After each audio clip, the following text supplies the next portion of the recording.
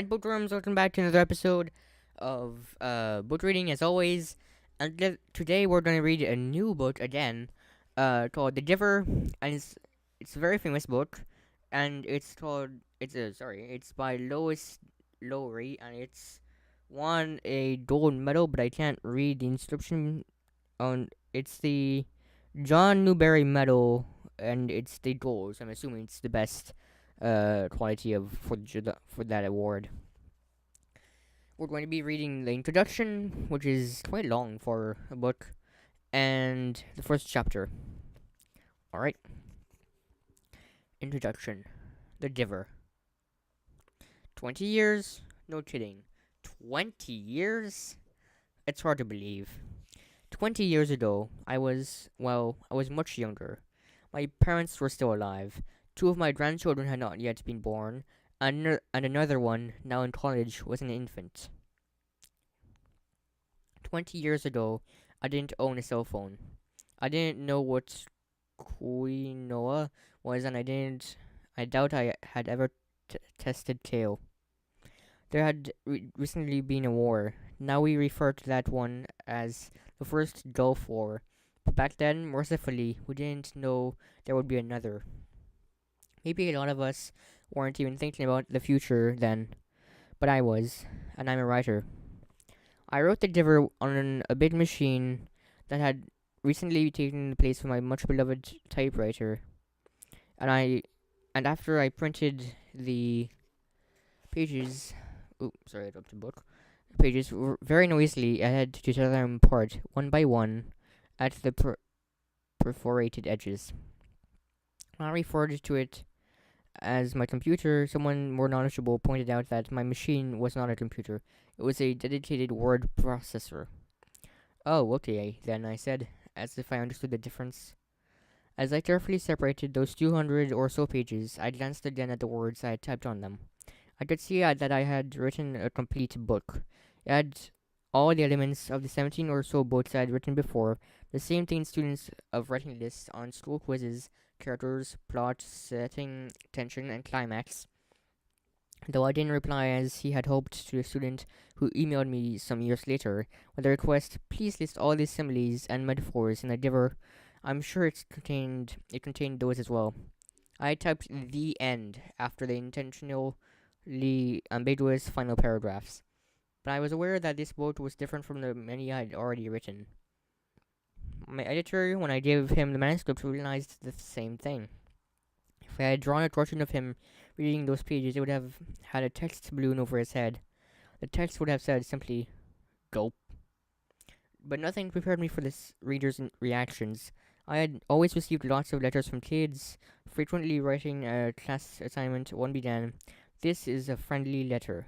Over the years, of course, they have more often become emails. But that didn't compare to the mail about The Giver. First of all, for the volume, the sheer number of them. Even now, 20 years later, they still come, sometimes 50 to 60 a day. But now the letter writers were different. Sure, many of them were still kids, but a startling number were much older, and the content was no longer the school assignment letter, the obligatory, "I thought this was a pretty good book." Instead, the letters were passionate. "This book has changed my life." Occasionally angry, "Jesus should be ashamed of you," one woman wrote, and sometimes certainly personal. One couple wrote to me about their autistic, selectively mute teenager who had recently spoken to them for the first time about The Giver, urging them to read it. A teacher from South Carolina wrote that the most disruptive, difficult student in her 8th grade class had called her at home on a non-school day and begged her to read him the next chapter over the phone. A night watchman in an oil refinery wrote that he had happened on the boat. It was lying on someone's desk while making his rounds. "I'm not a reader," he wrote me, "but man, I'm glad I came to work that night." A Trappist monk wrote to me and said he considered the book a sacred text. A man who had, as an adult, fled the cult in which he had been raised told me that his psychiatrist had recommended The Giver to him. Countless new parents had written to explain why their babies had been named Gabriel. A teacher in rural China sent me a photograph of beaming students holding up the copies of the book. The FBI took an interest in the 200-page, vaguely threatening letter sent by a man who had insisted he was actually the giver and advised me not to go near the city where he lived.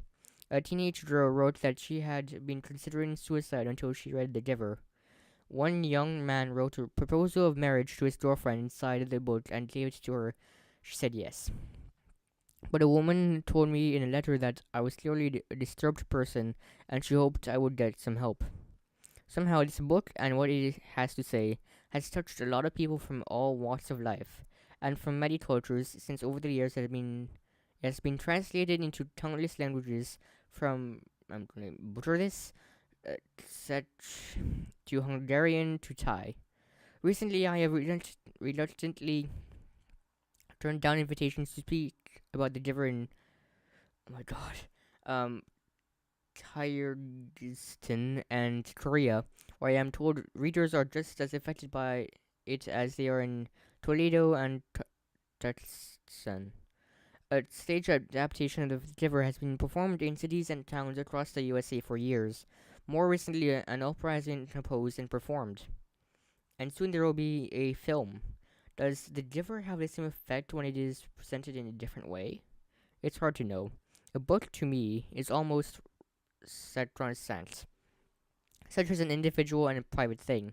The reader brings his or her own history and beliefs and concerns and reads it in solitude, creating each scene from his own imagination as he does. There is no fellow ticket holder in the next seat. The important thing is that another medium, stage, film, and music, doesn't obliterate a book. The movie is here now, on a big screen, with stars and costumes and a score. But the book hasn't gone away. It has simply grown up, grown larger, and begun to listen in a new way. By thanks, Lois Lowry. Chapter 1. Sorry.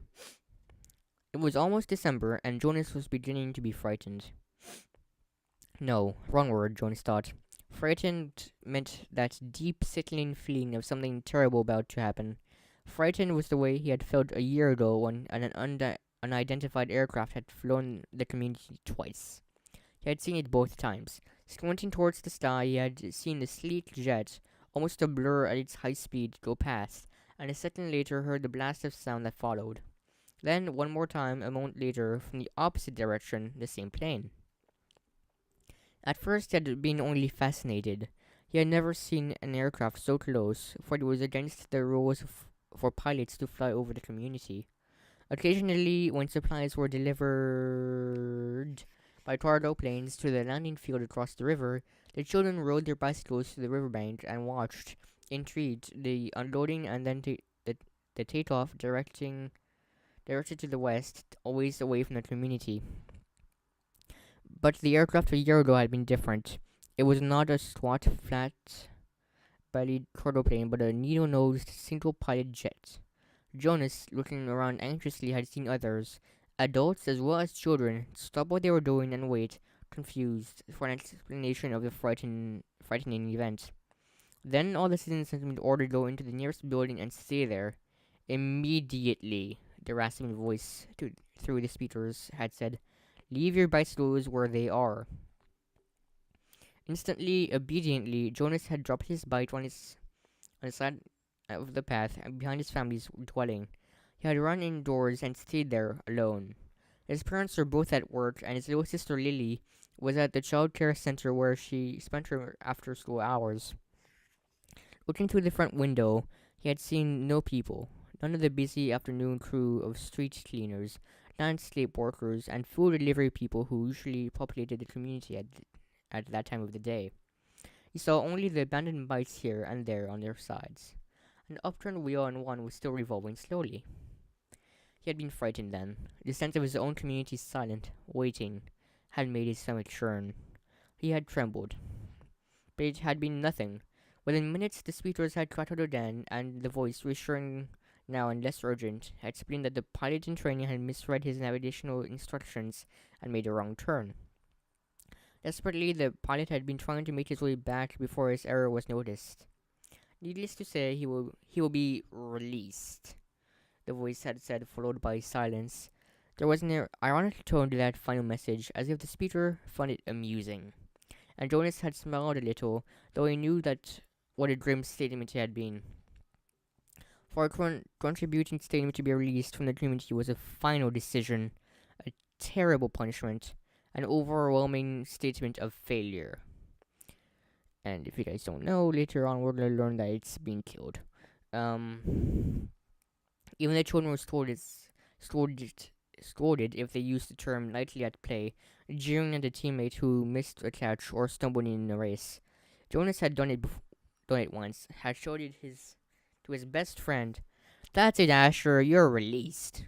When Asher's clumsy error had lost the match for his team.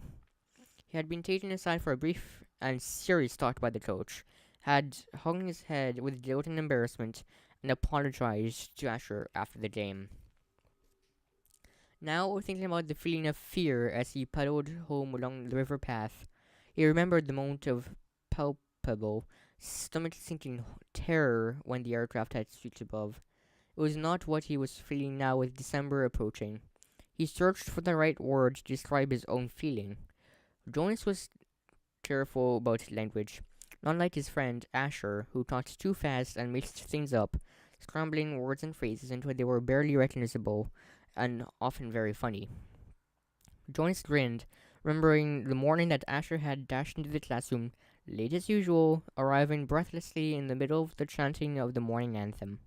When the class took their seats at the conclusion of the patriotic hymn, Asher remained standing to make his public apology as he was required. "I apologize for inconveniencing my learning community." Asher ran through the standard apology phrase rapidly, still catching his breath. The instructor and class waited patiently for his explanation. The students had been grinning because they had listened to Asher's explanation so many times before. "I left home at the correct time, but when I was riding along near the hatchery, the crew was separating some salmon. I decided to start distraught watching them. I apologized to my classmates," Asher concluded. He smoothed his rumpled tunic and sat down. "We accept your apology, Asher," the class recited this standard response in unison. Many of the students were biting their lips to keep their lips from laughing. "I accept your apology, Asher," the instructor said. He was smiling. "And thank you, because once again you have provided an opportunity for lessening language. Distraught is too strong an adjective to describe salmon viewing." He turned and wrote "distraught" on the instructional board. Beside it, he wrote "distracted." Jonas, now nearing his home now, smiled at the recollection. Thinking still, as he wheeled his bike into its narrow port beside the door, he realized that frightened was the wrong word to describe his feelings, now that December was almost here. It was too strong an adjective. He had waited a long time for this special December. Now that it was almost upon him, he wasn't frightened, but he was eager, he decided. He was eager for it to come. Sorry. And he was excited, certainly. All of the 11s were excited about the event that would be coming soon. But there was a little shudder of nervousness when he thought about it, about what might happen. Apprehensive, Jonas decided. That's what I am. "Who wants to be the first tonight for feelings?" Jonas's father asked at the conclusion of their evening meal. It was one of the rituals, the evening telling of feelings. Sometimes Jonas and his sister, Lily, argued over turns over who would get to go first. Their parents, of course, were part of the ritual. They, too, told their feelings about each evening. But like all parents, all adults, they didn't fight and wheedle for their turn. Nor did Jonas tonight. His feelings were too complicated for this evening. He wanted to share them, but he wasn't eager to begin the process of sifting through his own complicated emotions, even with the help he knew his parents would provide. "You go, Lily," he said, seeing his sister, who was much younger, only 7, whittling with impatience in her chair. "I felt very angry this afternoon," Lily announced. Our childcare group was at the play area, and we had visited. We were we had visit we had a visiting group of sevens, and they didn't obey the rules at all. One of them, a male, he didn't know his name. I don't know his name. Kept going right to the front of the line for the slide, even though the rest of us were all waiting. I felt so angry at him. I made my hand into a fist like this. She held up her clenched fist, and the rest of the family smiled at her small, defiant gesture. Why don't you think the visitors? Why do you think the visitors didn't obey the rules? Mother asked. Lily considered and shook her head. I don't know. They acted like animals. Jonas suggested. He laughed. He laughed. Sorry. That's right. Lily said that, laughing too. Like animals. Neither child knew what the word meant exactly, but it was often used to describe someone uneducated or clumsy, someone who didn't fit in. Where were the visitors from? Father asked. Lily frowned, trying to remember. Our leader told us when he made the welcome speech, but I can't remember. I would guess I wasn't paying attention. It was from another community. They had to leave very early, and they had their midday meal on the bus. Mother nodded. Do you think it's possible that their rules may be different, and so they simply don't know what your play area rules were? Lily shrugged and nodded. I suppose. Sure, you've visited other communities, haven't you? Jonas asked. My group has, often.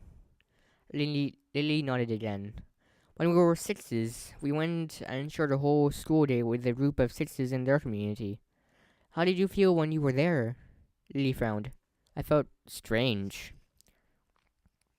Because their methods were different. They were learning usages that my group hadn't learned yet, so we felt stupid. Father was listening with interest. I'm thinking, Lily, he said, about the boy who didn't obey the rules today. Do you think it's possible that he felt strange and stupid, being in a new place with the rules he didn't know about? Lily pondered that. Yes, she said finally. I feel a bit sorry for him, Jonas said. Even though I don't even know him, I feel sorry for anyone who is in a place where he feels strange and stupid. How do you feel now, Lily? Father asked. Still angry? I guess not, Lily decided. I just feel a little sorry for him, and sorry I made a fist. She grinned. Jonas smiled back at his sister. Lily's feelings were always straightforward, fairly simple, and usually easy to resolve. He guessed that his own had been too when he was a 7. Alright guys, so I'm going to stop there because this is a relatively long chapter, and the episode's been going on for a while too, and I don't want to make you guys fall asleep too. So, anyways, thank you guys so much for watching, and I will see you guys later. Bye bye.